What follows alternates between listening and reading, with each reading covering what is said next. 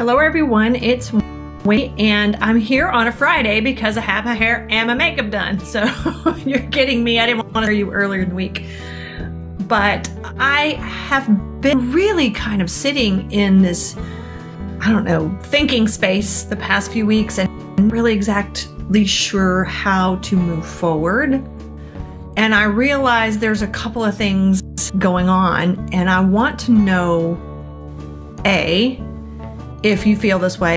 Also, I just want to come clean about something. I have been a little hesitant the past few weeks because I don't like the scariness of the COVID and everybody sitting, and being in fear and that sort of thing. However, I've also been really loving it.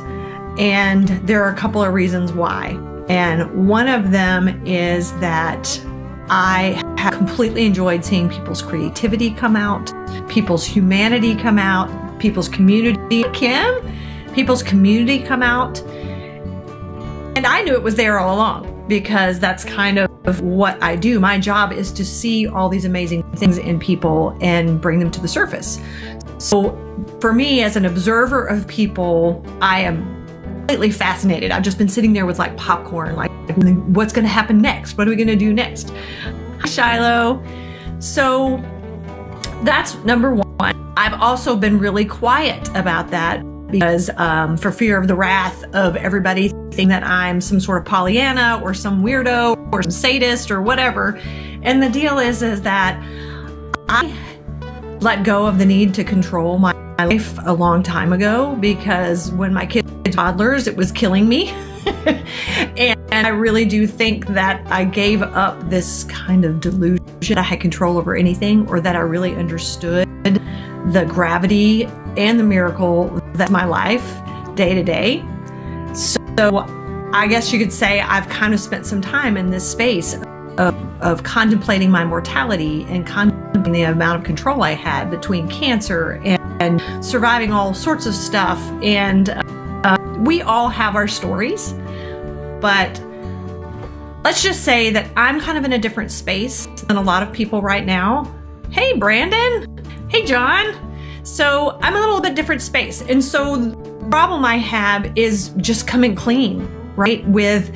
I'm really not as panicked and upset and fearful as a lot of people, only because I have spent the past 15 years working on my mindset. Now, that aside, here's what I see. Here's what I see happening, and here's what I see as fascinating, is that we have just been given a gold ticket of choices. As a universe, as the world, we have been given a clean slate, free pass to change what we don't like about our life. Now, in my mind, that is a banging, amazing opportunity.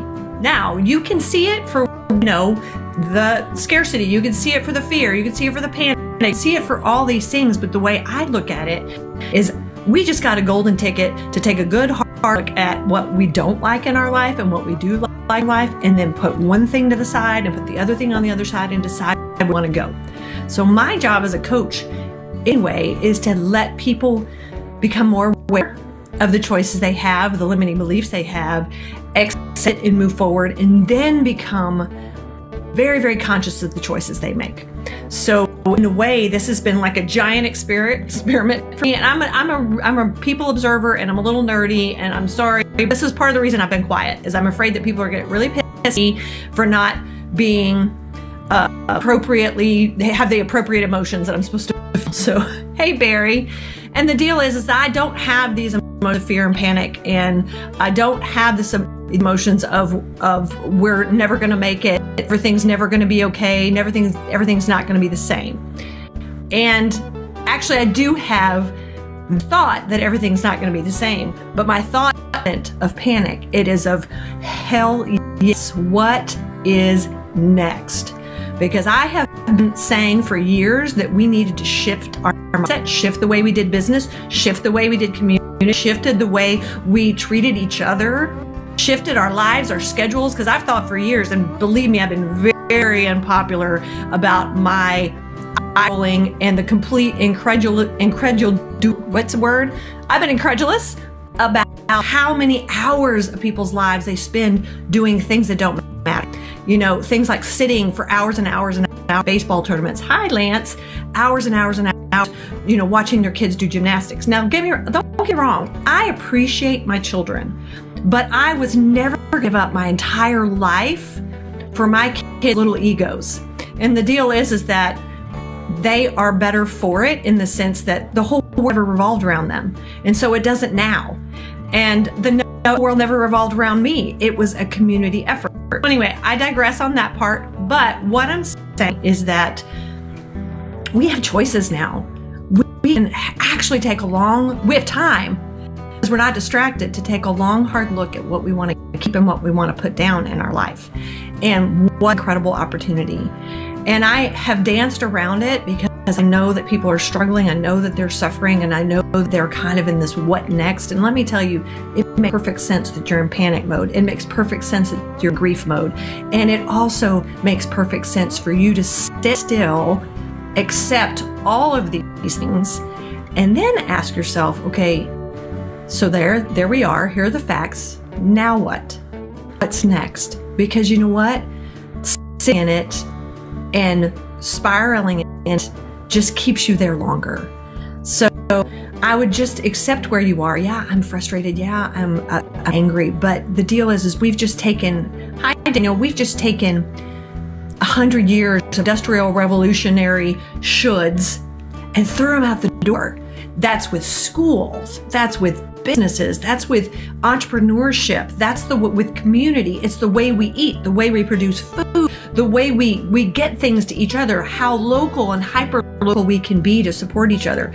This is an amazing, incredible journey that we're on, and I am fascinated by it. And I also know that after the plague, there was a renaissance. After the horrible recession in 1880, there was another renaissance with art and film and literature, not film, but literature and invention. That's where the Industrial Revolution kicked off. After the influenza of 1918 and 1919, we had the Roaring 20s, right? We had art and business, and all these things came because we sat still with our mind and became more creative. And the deal is that part of the reason we're depressed, part of the reason that we feel like we should and we don't have choices, because we've completely cut off that piece of that is the most fragile, important, intuitive, amazing, creative, passionate piece of us, which is our creative genius, which is our love and our art. And we've fed it into something that has never given back more than material things. It has never given back more than we owe more now. It's never given back to now we have to get another job. Now we get a bigger house. It's never done anything but fed that endless, snake eating its own tail. And so now, hi Edith, hi Anita, we have got an option to change that. And you have a couple of choices right now. You can make the decision to go back. Maybe you like to doing the things day to day because it allowed you to do some things in your life that you enjoy doing. It funded your dream. But there are a lot of people out there who are miserable. They are hip deep in the shoulds, hip deep in commitments they don't care anything about, hip deep in the idea that they are too small to make a difference. And I'm here to tell you, I have seen amazing people come together, people that out of nowhere, they just own this little business or they just do that, really show up in incredibly huge ways. And I am always constantly amazed in the most wonderful way about how people can show up. And now that you know you can show up that way, you can't put you can put that cat back in the box. So what now? Are you going to continue to show up big, or are you going to go back to the way it's always been? So I want to challenge you this week and this weekend to really think long and hard about what you want to keep and what this glimmer of opportunity and possibility is telling you, what it's telling you in your intuition and in your heart. Is it telling you things change? Hi, Kelly. Is it telling you you can show up in a bigger way? Is it telling you that the passion and the love and the Lawrence, and the things that they're important to you have been pushed down with all the priority, pushed down with all the shoulds, pushed down with all the commitments? If you took those away, what it's telling you now, because this is your chance. This is your opportunity to make a difference in a big way.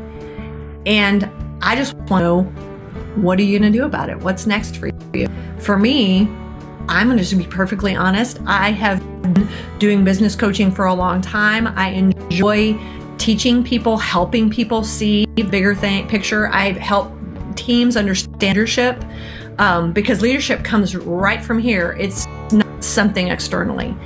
And I think that what's happening is people are realizing that they have to start here, because they count on everybody else to pull them out of it. And that's incredibly fascinating. So I am ready for a renaissance. I'm ready for a rebirth. And I'm also ready to help people get to that next space. I have struggled for about 6 months now with this idea of, what am I selling, right? Who are my people? And the deal is, I don't know that I'm selling anything.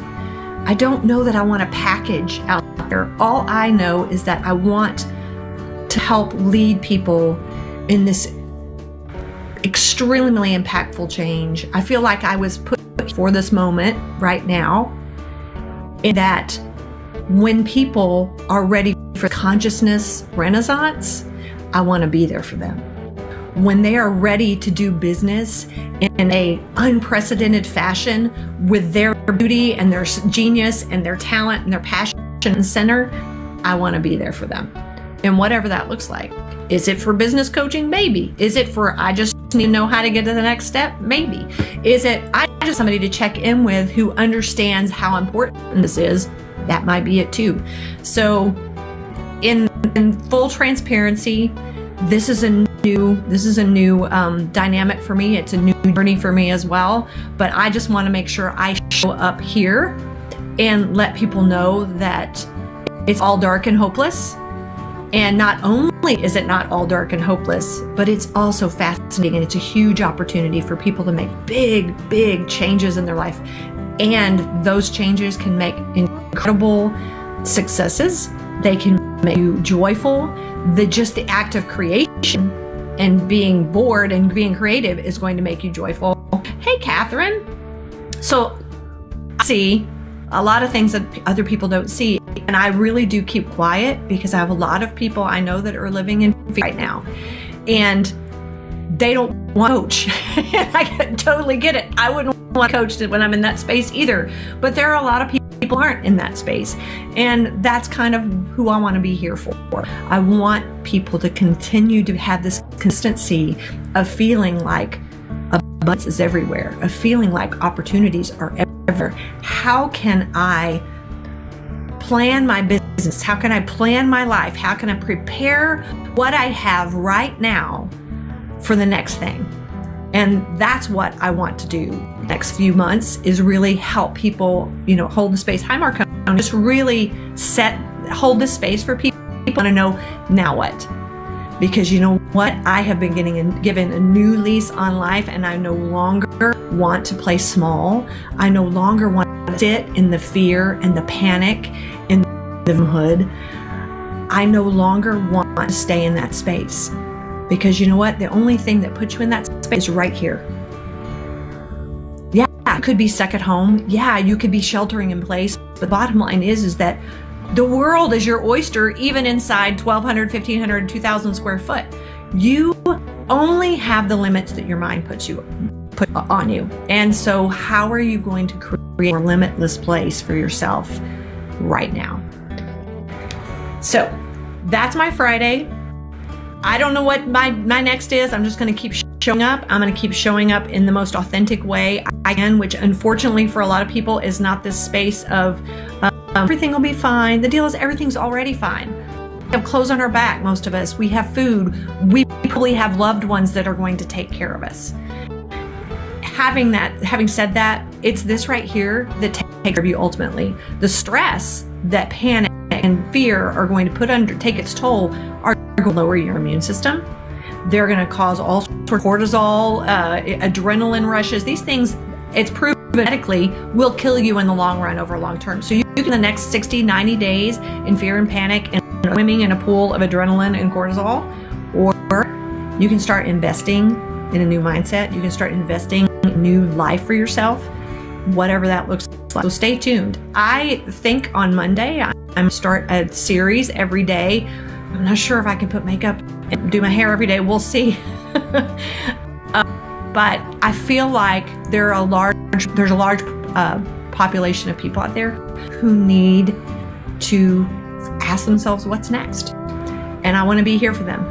So hopefully you will take all this to heart. If you're angry at me and you want to unfriend me, that's fine. Or you can challenge yourself to be a little uncomfortable and stick with me. I will see you guys on Monday. Bye.